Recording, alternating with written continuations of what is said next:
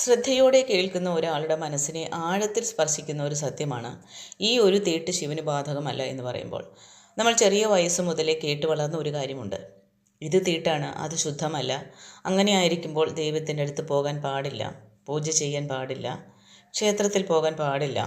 അപ്പോൾ ഈ ഒരു വിശ്വാസങ്ങളൊക്കെ നമ്മുടെ മനസ്സിൽ വളരെ ആഴത്തിൽ പതിഞ്ഞിരിക്കുന്ന കാര്യങ്ങളാണ്. എന്നാൽ ഇതിൻ്റെ യഥാർത്ഥ സത്യം എന്താണ്? അല്ലെങ്കിൽ മഹാദേവൻ ഈ നിയമങ്ങൾക്കുള്ളിൽ പെടുന്ന ഒരാളാണോ? അപ്പോൾ മഹാദേവനെക്കുറിച്ച് ചിന്തിക്കുമ്പോൾ തന്നെ ഈ ഒരു ചോദ്യത്തിന് ഉത്തരം കിട്ടും. ഭഗവാൻ ആരാണ്? ഭഗവാൻ എന്ന് പറയുമ്പോൾ സൃഷ്ടിക്ക് മുമ്പുള്ള ശൂന്യതയാണ്, സൃഷ്ടിക്ക് ശേഷമുള്ള സമ്പൂർണതയാണ്. അതായത് ശിവൻ എന്ന് പറയുമ്പോൾ എല്ലായിടത്തുമുള്ള ഒരു ശക്തിയാണ്. നമ്മളിപ്പോൾ ഈ തീട്ട് എന്ന് പറയുന്നത് എന്താണ്? നമ്മുടെ ശരീരവുമായി ബന്ധപ്പെട്ട ചില അവസ്ഥകളെയാണ് നമ്മൾ അങ്ങനെ വിളിക്കുന്നത്, അല്ലേ? ഒരു മരണം സംഭവിച്ചാലും ഒരു ജനനമുണ്ടായാലും ചില ശാരീരിക സാഹചര്യങ്ങളിലും നമ്മൾ അതിനെ അശുദ്ധമെന്ന് കരുതുന്നുണ്ട്.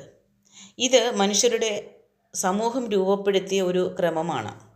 ജീവിതം നിയന്ത്രിക്കാൻ വേണ്ടി ഒരു നിയന്ത്രണത്തിന് ഉൾപ്പെട്ട ഒരു ജീവിതം നയിക്കുവാൻ വേണ്ടി, ഒരു വിധത്തിലുള്ള ശുചിത്വം പാലിക്കുവാൻ വേണ്ടി ഉണ്ടാക്കിയ നിയമങ്ങൾ. അതിൽ തെറ്റൊന്നുമില്ല പറയാൻ. പക്ഷേ പ്രശ്നം എവിടെയാണ് തുടങ്ങുന്നതെന്നാണ് നമ്മൾ അറിയേണ്ടത്. ആ നിയമങ്ങളെ നാം ദൈവത്തേക്കാൾ വലുതായി കാണുമ്പോഴാണ് നമ്മൾക്കവിടെ പ്രശ്നമായിട്ട് മാറുന്നത്. ശിവനെക്കുറിച്ച് പുരാണങ്ങൾ എന്താണ് പറയുന്നത്?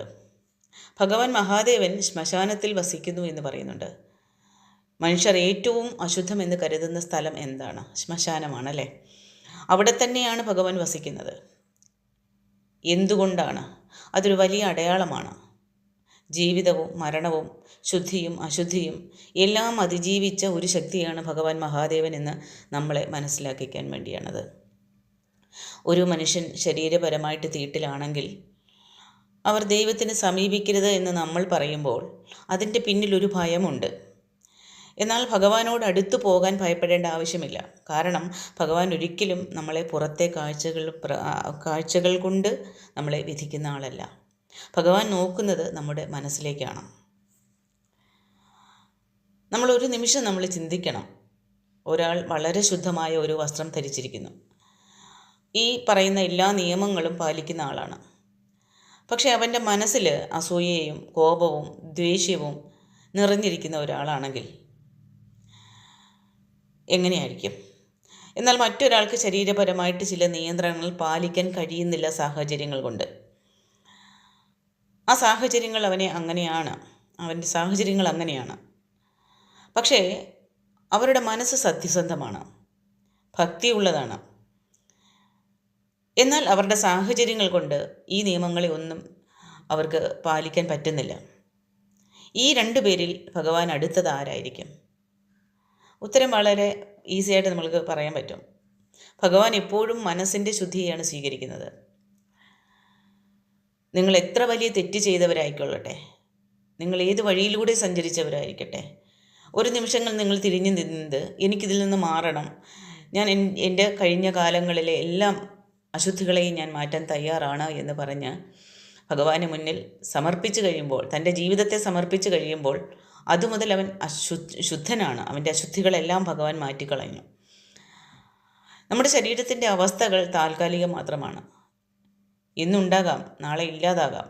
പക്ഷേ നമ്മുടെ മനസ്സിൻ്റെ അവസ്ഥയാണ് നമ്മളെ ദൈവത്തോട് ബന്ധിപ്പിക്കുന്ന കാര്യം. അതുകൊണ്ട് തന്നെയാണ് ഈ ഒരു തീട്ട് ശിവന് ബാധകമല്ല എന്ന് പറയുന്നത്. ശരീരത്തിൻ്റെ തീട്ടല്ല, മനസ്സിൻ്റെ അശുദ്ധിയാണ് യഥാർത്ഥ പ്രശ്നം എന്ന് മനസ്സിലാക്കാൻ വേണ്ടിയാണ് ഈ വീഡിയോയിൽ സംസാരിക്കുന്നത്. ജീവിതത്തിൽ പലപ്പോഴും നമ്മൾക്ക് ദുഃഖങ്ങൾ വരും, നഷ്ടങ്ങൾ വരും. ചിലപ്പോൾ നമ്മൾ മാനസികമായിട്ട് തകർന്നു പോകും. ആ സമയങ്ങളിൽ നമ്മൾ ദൈവത്തോട് കൂടുതൽ അടുപ്പം കാണിക്കും.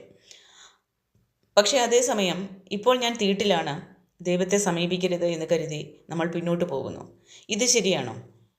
അപ്പോൾ തന്നെയാണ് നമ്മൾക്ക് ഏറ്റവും കൂടുതൽ ദൈവത്തിൻ്റെ സാന്നിധ്യം വേണ്ട സമയം. മനസ്സുകൊണ്ട്, നിങ്ങളുടെ മനസ്സിൽ കൊണ്ട് നിങ്ങൾ ഏത് നിലയിൽ ഇരിക്കുന്നെങ്കിൽ ശരിയും, ഏത് സ്ഥലത്തിരിക്കുന്നെങ്കിൽ പോലും മനസ്സുകൊണ്ട് മഹാദേവനെ സ്മരിക്കുവാനും പ്രാർത്ഥിക്കുവാനും ഭഗവാന്റെ നാമം പറയാനും ഒരു തീട്ടുമില്ല, തടസ്സവുമില്ല. ഭഗവാൻ നമ്മുടെ മാതാപിതാക്കളെ പോലെയാണ്. നമ്മുടെ കുട്ടി മലിനമായാലും കരഞ്ഞാലും ഭയപ്പെട്ടാലും അവൻ ഓടിയെത്തുന്നത് നമ്മുടെ അടുത്തേക്ക് തന്നെയാണല്ലേ. അപ്പോൾ അമ്മ ഒരിക്കലും പറയില്ല നീ ആദ്യം ശുദ്ധമാകുക, നീ പിന്നെ വാ എന്ന് പറയില്ല. നമ്മൾ ആദ്യം കുഞ്ഞിനെ ചേർത്ത് പിടിക്കുകയാണ് ചെയ്യുന്നത്. അതുപോലെ തന്നെയാണ് മഹാദേവനും. നമ്മൾക്ക് എന്ത് അശുദ്ധി ഉണ്ടെങ്കിലും ഭഗവാൻ നമ്മളെ സ്വീകരിക്കും. പക്ഷേ ആ അശുദ്ധിയെ ഭഗവാൻ മാറ്റാൻ ശ്രമിക്കുമ്പോൾ നമ്മൾ നേരിടേണ്ട എന്താണെങ്കിലും നമ്മളത് അക്സെപ്റ്റ് ചെയ്യണം. നമ്മൾ സൃഷ്ടിച്ച നിയമങ്ങൾ നമ്മളെ സഹായിക്കാനുള്ളതാണ്, നമ്മെ ദൈവത്തിൽ നിന്നും അകറ്റുവാൻ വേണ്ടി ഉള്ളതല്ല. അതുകൊണ്ട് തന്നെ ഈ തീട്ട് എന്ന ആശയം നമ്മൾക്ക് ശരിയായിട്ട് നമ്മൾ മനസ്സിലാക്കേണ്ട ഒരു കാര്യമാണ്. അത് ശരീരപരമായ ഒരു ക്രമമാണ്, ആത്മീയമായ ഒരു തടസ്സമല്ല അത്. നിങ്ങൾ ശിവനെ സത്യമായി അനുഭവിക്കണം എന്ന് ആഗ്രഹിക്കുന്നു എങ്കിൽ ആദ്യം നിങ്ങളുടെ മനസ്സിലേക്ക് നിങ്ങൾ നോക്ക്. അവിടെ അസൂയയുണ്ടോ? അവിടെ ദേഷ്യമുണ്ടോ? സ്വാർത്ഥതയുണ്ടോ? ഇവയാണ് യഥാർത്ഥ തീട്ട്. ഇവ നീക്കുവാൻ വേണ്ടിയാണ് ശ്രമിക്കേണ്ടത്. അപ്പോൾ നിങ്ങൾ എവിടെയായിരുന്നാലും ഏത് അവസ്ഥയിലായിരുന്നാലും ഭഗവാൻ നിങ്ങളുടെ കൂടെ ഉണ്ടാവും. ഒരു ദിവസം ക്ഷേത്രത്തിൽ പോയി ദർശനം ചെയ്യുന്നത് നല്ലതാണ്. പക്ഷെ അതിനേക്കാൾ പ്രധാനപ്പെട്ടത് ഓരോ ദിവസവും നിങ്ങളുടെ ഉള്ളിൽ ഭഗവാനെ അനുഭവിക്കുന്നതാണ്. അതിന് യാതൊരു തീട്ടും ആവശ്യമില്ല. നിങ്ങൾ ഏത് അവസ്ഥയിലാണെങ്കിലും നിങ്ങൾക്കത് സാധ്യമാണ്. ജീവിതത്തിൽ ഒരിക്കലും ഞാൻ അശുദ്ധനാണ്, അതുകൊണ്ട് ദൈവത്തിനടുത്ത് പോകാൻ പാടില്ല എന്ന് കരുതരുത്. അത് നിങ്ങളുടെ മനസ്സിനെ തളർത്തും. പകരം എനിക്ക് എങ്ങനെ ഉള്ളിലത്തെ ശുദ്ധി നേടാം എന്നാണ് ചിന്തിക്കേണ്ടത്. അതാണ് യഥാർത്ഥ ആത്മീയ യാത്ര.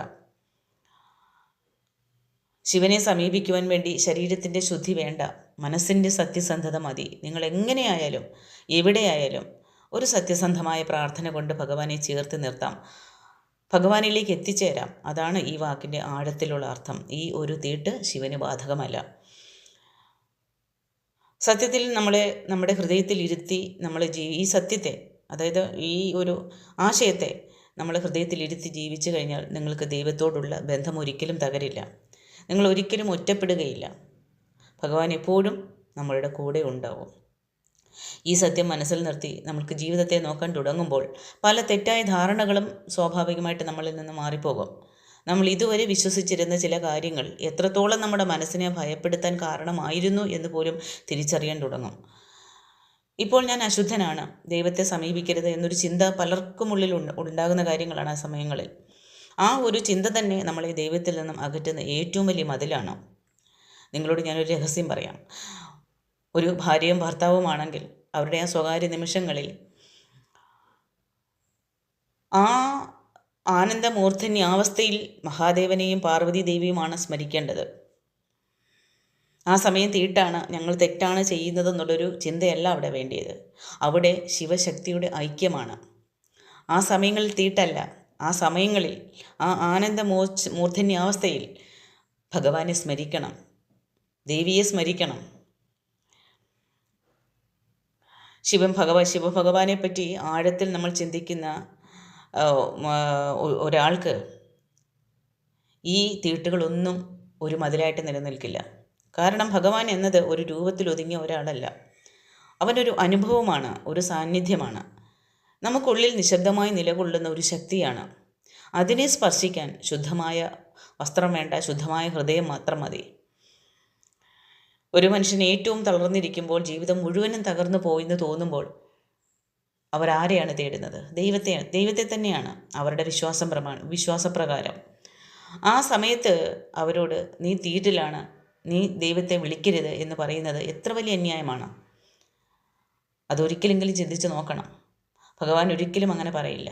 മറിച്ച് അത്തരം നിമിഷങ്ങളിലാണ് ഭഗവാൻ നമ്മളോട് കൂടുതൽ അടുത്ത് നിൽക്കുന്നത്. നമ്മൾ പലപ്പോഴും പുറത്തുള്ള ശുദ്ധിയിൽ ശ്രദ്ധയാണ് കൊടുക്കുന്നത്. അങ്ങനെ കൊടുക്കുമ്പോൾ ഉള്ളിലെ അശുദ്ധി നമ്മൾ കാണാതെ പോവുകയാണ്. നമ്മളിലുള്ള കോപം, നമ്മളിലുള്ള അസൂയ, നമ്മളിലുള്ള ദേഷ്യം, നമ്മളിലുള്ള അഹങ്കാരം, ഇവയൊക്കെയും മനസ്സിനെ മലിനമാക്കുന്ന കാര്യങ്ങളാണ്. ഈ അകത്തെ തീട്ടുള്ളപ്പോൾ നമ്മൾ എത്ര ശുദ്ധമായ രീതിയിൽ പൂജ ചെയ്താലോ അതിന് ആഴത്തിലുള്ള ഫലം ലഭിക്കില്ല എന്നതാണ് തന്നെയാണ് സത്യം. എന്നാൽ ഒരു മനസ്സ് സത്യസന്ധമാണെങ്കിൽ അത് ഭഗവാനോട് വളരെ വേഗത്തിൽ ബന്ധപ്പെടും. ഭഗവാന്റെ കഥകളിൽ പലതും നമ്മളെ ഇതേ സത്യത്തിലേക്ക് കൊണ്ടുപോകുന്നതാണ്.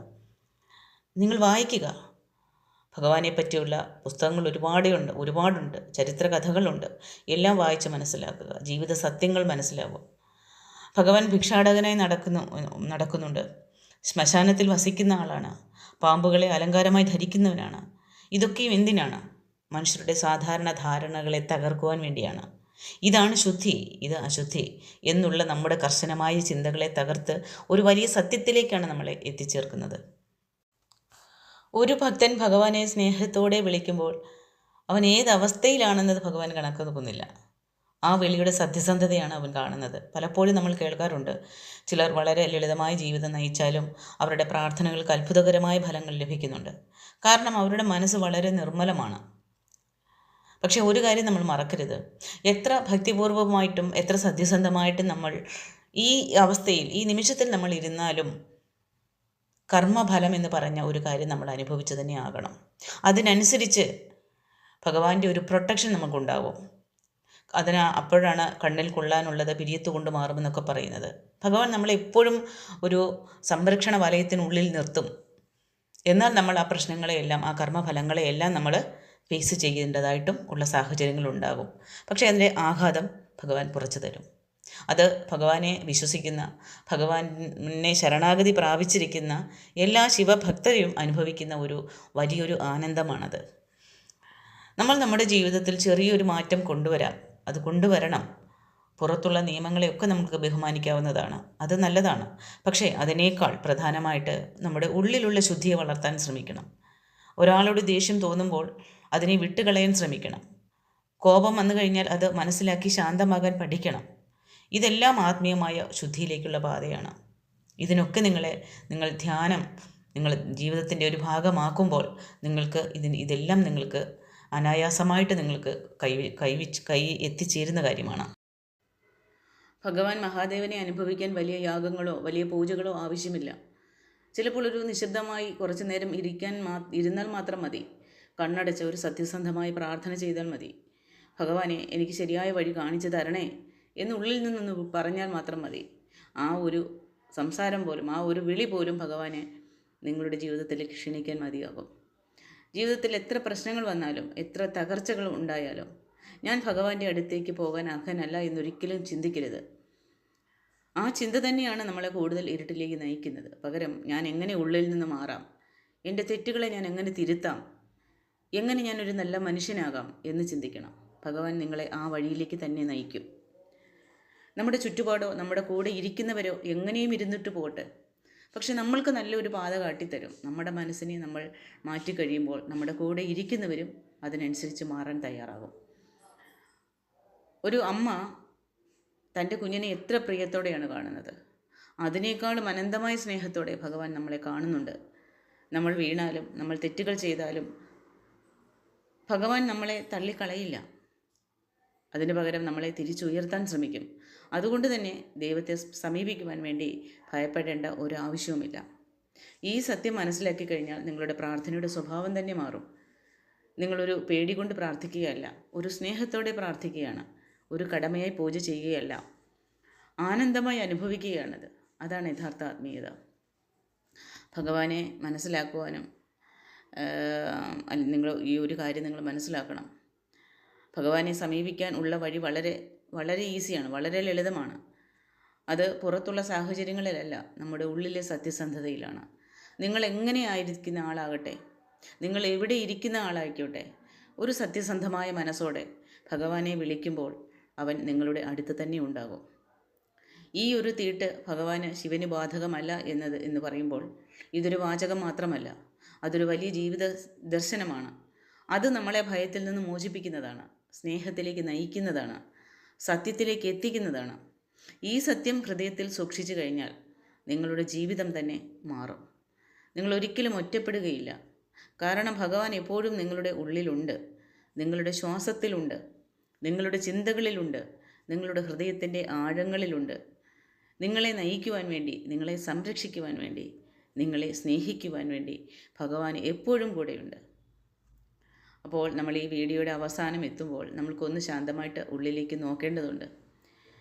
ഇതുവരെ നിങ്ങളോട് ഞാൻ പറഞ്ഞതൊരു സിദ്ധാന്തമോ ഒരു വിശ്വാസമോ മാത്രമല്ല, അത് ജീവിതത്തെ മുഴുവനും മാറ്റാൻ കഴിയുന്ന ഒരു സത്യമാണ്. ഈ ഒരു തീട്ട് ശിവന് ബാധകമല്ല എന്ന് പറയുമ്പോൾ അതിൻ്റെ യഥാർത്ഥ അർത്ഥം നമ്മൾ മനസ്സിലാക്കി കഴിഞ്ഞാൽ നമ്മുടെ ഉള്ളിലെ പല ഭയങ്ങളും നമ്മുടെ സംശയങ്ങളും ഇല്ലാതെ പോകും. അപ്പോൾ ഇന്നു മുതൽ തീട്ട് എന്ന ഭയത്തിൽ നിന്ന് അല്ല, സ്നേഹം എന്ന വിശ്വാസത്തിൽ നിന്ന് ജീവിക്കാൻ തുടങ്ങണം. അപ്പോൾ നിങ്ങൾക്ക് മനസ്സിലാകും, ദൈവം ഒരിക്കലും നമ്മളെ അകറ്റി നിർത്തുന്നില്ല. നമ്മളാണ് ചിലപ്പോഴെങ്കിലും ഭഗവാനെ മാറ്റി നിർത്തുന്നത്, ചില കാരണങ്ങൾ കൊണ്ട്.